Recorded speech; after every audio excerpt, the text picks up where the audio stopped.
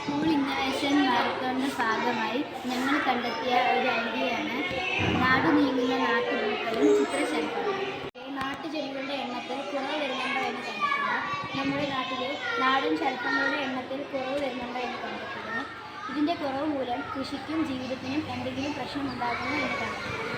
ഇവരുടെ എണ്ണം വർദ്ധിപ്പിക്കാനായി നമ്മൾക്ക് കൂട്ടായി എന്തൊക്കെ കാര്യങ്ങൾ ചെയ്യാൻ പറ്റും. പൊതുജനങ്ങളിൽ പാരിസ്ഥിതിക പ്രശ്നങ്ങളെ കുറിച്ച് ബോധവൽക്കരണം ചെയ്യുക. ഞങ്ങൾ ഇതിനുവേണ്ടി വെച്ച പഠന രീതികളാണ് പത്രമാധ്യമ അവതരണം, സർവേ അവതരണം, അഭിമുഖ അവതരണം. പത്രങ്ങളിൽ നിന്നും ഓൺലൈൻ മാധ്യമങ്ങളിൽ നിന്നും കർഷകരോട് അഭിമുഖം നടത്തിയും പഠനയാത്രയിലൂടെയാണ് ഞങ്ങൾ ഈ വിവരങ്ങൾ ശേഖരിച്ചത്. ഇതിലൂടെ നമുക്ക് മനസ്സിലായത് പണ്ടുണ്ടായിരുന്ന മിക്ക ചെടികളും ഇപ്പോഴില്ല. അത് നിരവധി പാരിസ്ഥിതിക പ്രശ്നങ്ങളും അതുകൂടാതെ നിരവധി ചിത്രശലഭങ്ങളും ഇതേ പ്രശ്നം തന്നെ നേരിടുന്നുണ്ട്. അതുകൊണ്ട് ഈ ചെടികളും ചിത്രശലഭങ്ങളും എല്ലാം ഇപ്പോൾ ഭൂമിയിൽ നിന്ന് തന്നെ അപ്രത്യക്ഷമായിരിക്കുന്നു.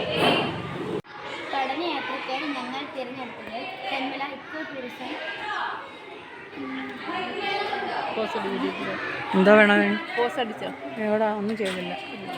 ഞങ്ങൾ പഠനയാത്രയ്ക്കായി തിരഞ്ഞെടുത്തത് തെന്മല ഇക്കോ ടൂറിസമാണ്.